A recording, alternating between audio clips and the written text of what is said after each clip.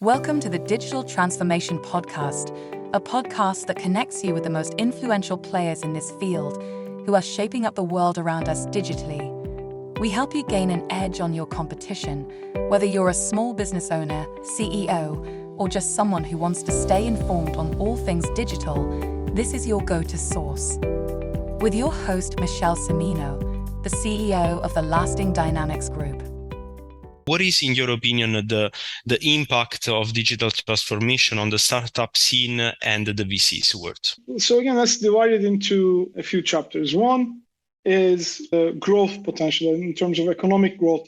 When governments decide they need to create incentives, create programs, create the urgency to transform a society or convert the services to be transformed into being accessible through digital means, they create budget. So from that perspective, they create an economy of themselves and open them up for different players to use, whether it's infrastructure transformation, enabling 5G or creating more fiber optics or enabling the country to have access to supercomputers. So those are infrastructures. And the more a company or a country decides to expand its spending, it creates opportunities.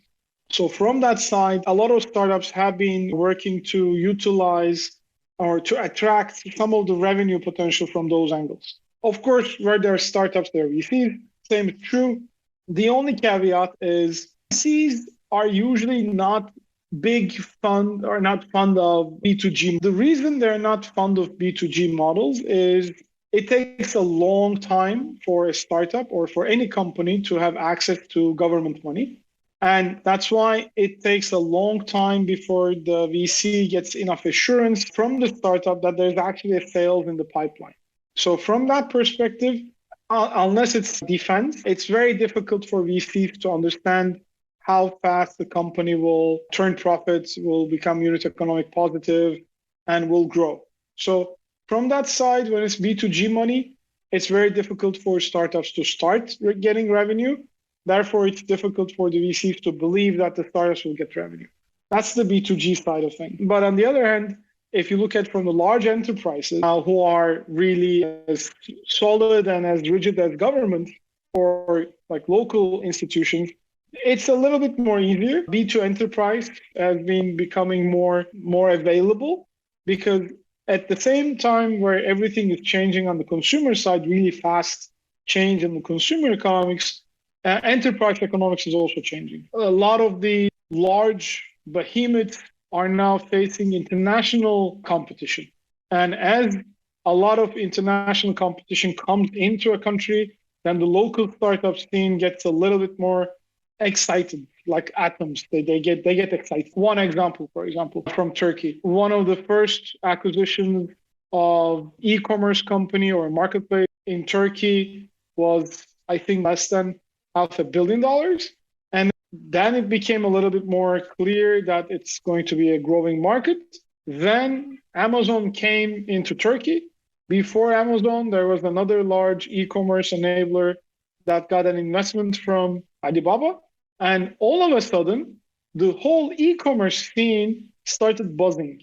The government started creating task force to create more opportunities for these e-commerce enablers because they figured out that if they have the right incentives, then e-commerce enablers, these marketplaces, has the potential to create economic impact. And as they started creating more economic impact, attract more attention from the government and regulators, then it became a movement. Not everything done by marketplaces are at the best interest of the market, but that's why the regulators are now trying to sort things out, whether there are regulations about customer satisfaction, where there are regulations, product specification, or standardization, or logistics.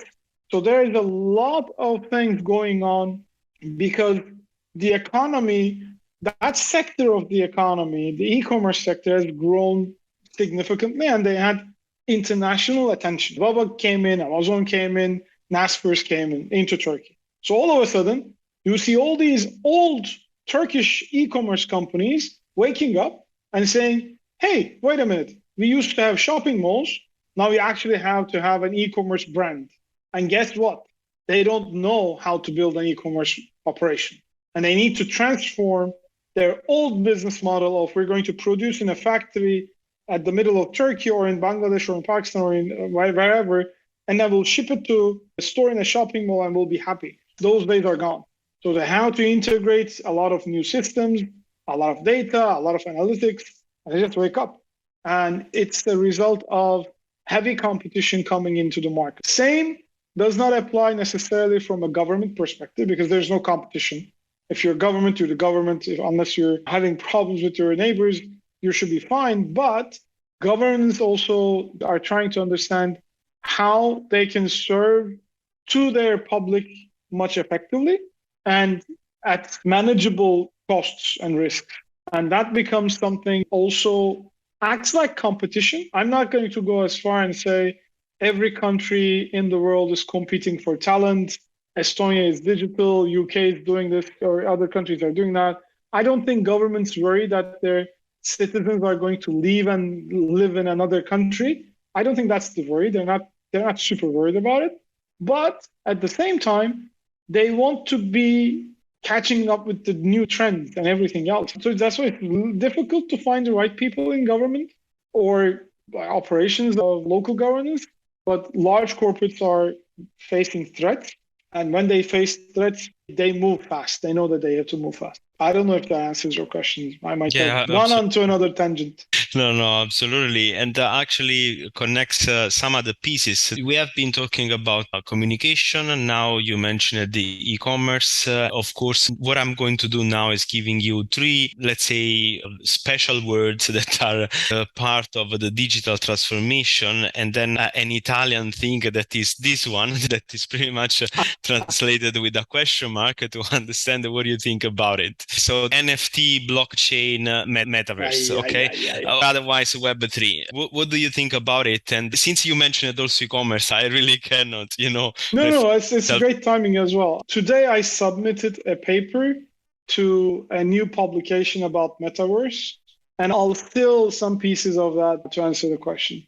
So here's my general thinking. I'll take it from a far place to start with. Whatever we're going to be thinking about the future has already been thought about and written about in two genres of literature.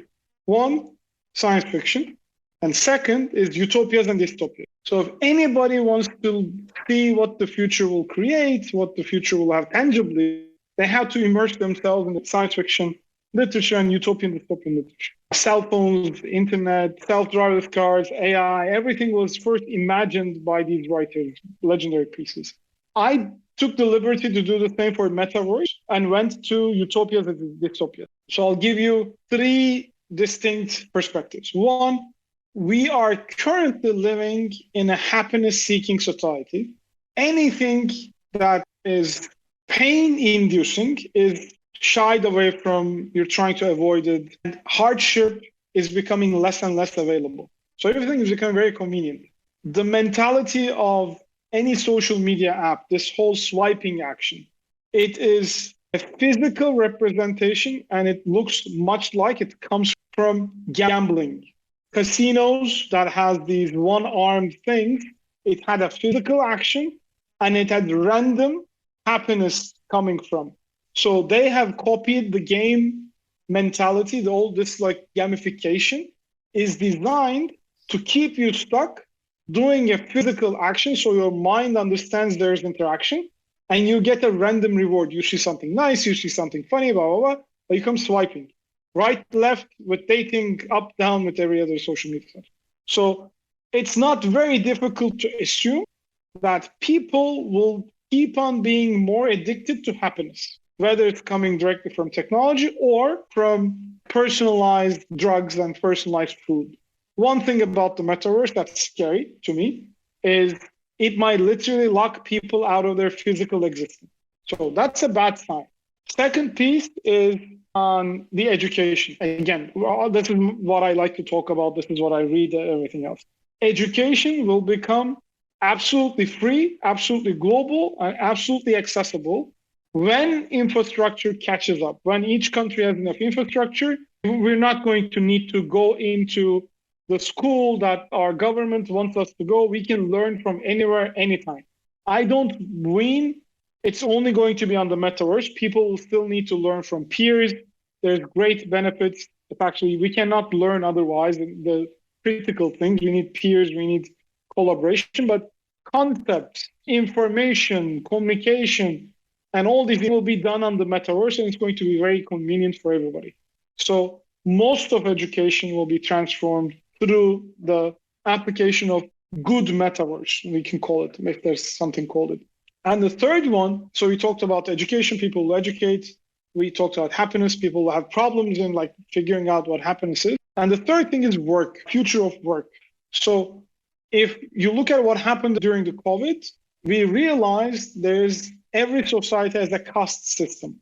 There are some super privileged individuals who can work from anywhere, anytime, without any struggle. So those are the super privileged of the world. Nomading wherever they want, working in Bali for 3 weeks. That's not how life works. That's not work itself. That's the new generation of work. But the core delivery part, we need atoms. That's a digital piece. It's perfect. But we forgot how people are creating atoms, are working in production facilities, are working in manufacturing, are delivering products from one place to another in a freaking truck, are building the truck that is going to carry things from one place to another, are managing the service industry. These people belong to a different caste. And we realize the distinction very clearly. Metaverse or any Web3 application has a chance to succeed if they not only focus on making the digital work efficient, easier, cheaper, blah, blah, blah, but also the work life of the blue collar actual atom builders. If we don't do that, if we don't build systems that are going to make atom creation and atom distribution, like physical goods and services creation and the distribution of those physical goods and services, we are in a big mess. We cannot rely on any technology to create these. And we have seen huge disruptions in the supply chain. We have seen huge disruption in the chip industry. We have seen huge disruptions with a single mess created by one ship in the Suez Canal. The whole supply chain system almost collapsed for a period of time with a very minimum effect globally. But that's real. So we need to ship things from one place to another. And that's not just food, that's not just produces, that is a lot of things that we use. So we should not forget that, yes, a group of people who are already creating a digital economy dependency will keep on being better, more efficient, more available, more expensive, or more affordable, depending on the services, through the metaverse. They will be paid through cryptocurrencies. They will have their own data privacy and the digital world. Nobody is going to show them anything. Nobody's going to send them anything. Nobody's going to sell them anything unless they want to. So that decentralization is going to help the digital side 100%. But we are a little bit far away from producing things independent of people. And yes, a lot of factories are going robotic, almost fully automated. But at the end of the day, somebody needs to produce those robots. And until robots become really good in producing other robots, we still need to be able to take care of the whole systems of supply chain. And that being said, the other part that, like Yuval Noah Harari talks about a lot, is we need to find ways to avoid the creation of the useless class. If everything goes automated, what will people do if they cannot reskill themselves? And if they lose jobs, what good will they do? There are theories. One of them is there will be enough universal basic income. That's been tested in some countries already, even in the US. It was tested in some parts of in San Francisco, in the Bay Area, actually. Will we have the minimum requirements provided to us? Food, shelter, security, insurance, healthcare, education. And then we'll have every time we need in the world to create things, to create arts, to create conversation, create communities. That's a good scenario. That's a good utopia. But if individuals are not able to spend a lot of money, who is going to buy all the shit that's being created? That's also robots are not going to be consuming anything except for electricity, which is a problem. So the life in the metaverse is very exciting. It will absolutely be somewhere between a utopia and a dystopia. Which side is going to lead? Don't know. You pretty much anticipated most of my next questions, with automation robots, I would have arrived to AI, but I think that you definitely gave me a very satisfying answer. And the last question that I have for you today is a kind of game that we are proposing to all of our guests. I would like you to try to push yourself into a prediction of what we should expect in the upcoming 5-10 years from the digital transformation? I think there is an easy answer to this. So the famous market distribution, like there are innovators, early adopters, laggards, early majority, late majority, and laggards. I think from the lenses of digital transformation, we have crossed the chasm, as it's being usually mentioned by Michael Moore. We've crossed the chasm, and there are mass adoption possibility coming up. So a lot of governments, a lot of companies, a lot of institutions, they'll try to catch up. I think we haven't even got into like 40% of the market in that sense. The total amount that will be spent with projects, initiatives to transform the way people live, the people consume, work, and survive, that money is still available. So in the next 5-10 years, I think there's going to be a lot of money to be made because the late majority, companies who were late in the game, countries who were late in the game, any large institution who waited until it was already almost too late to start doing digital transformation projects will start doing it one way or another. And it's going to be a huge market opportunity. So what was spent, there will be more that will be spent compared to what is already spent. So I have no problems in that one in the next 5-10 years. What I'm more curious about is what will be the new innovations and what will be the new technologies that are going to start climbing that ladder, climbing that curve? One possible option is if crypto, is Web3, is metaverse. So we have seen early adapters in virtual worlds, in limited metaverses. We have seen early adapters and innovators in hardware, and it's just starting. So I think as the world gets filled and more satisfied and more saturated by tools and services and products providing digital transformation abilities, there's going to be a new way coming up. And I think in the next 5-10 years, there will be a lot of people who will be creating new products and services in Web3. And at the same time, a lot of sort of old school technology companies will make a lot of money because they'll just try to catch up with like pent-up demand. So if you're a technology company like that, I know you're already doing a lot of investments, and the academy is actually a brilliant idea to keep on finding the right people to service more industries, more geographies, more verticals. That's really smart.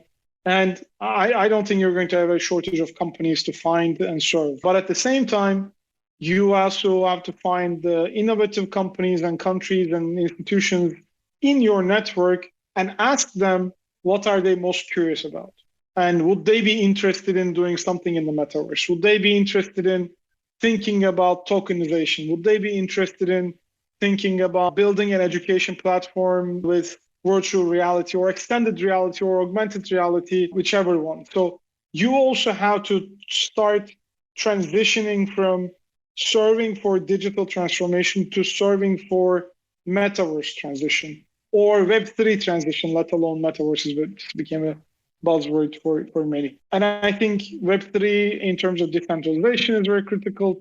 Talent and skills is critical. Understanding the economics of crypto is critical. So there's new skill sets necessary for entities, institutions. And once you're done with the basics, you can call hard, tough, but still like doable, has been done before, it's been proven to work, etc., etc. You start pushing your clients to do something new. And there's various areas that can be done. Okay, thank you very much, Ozan, for participating in this podcast episode today. It was a pleasure to have you. Hopefully, we will have an upcoming other, next podcast and activities that we are about to launch, and I will be very honored to have you again in another time. And for those who are listening, probably there's going to be links attached.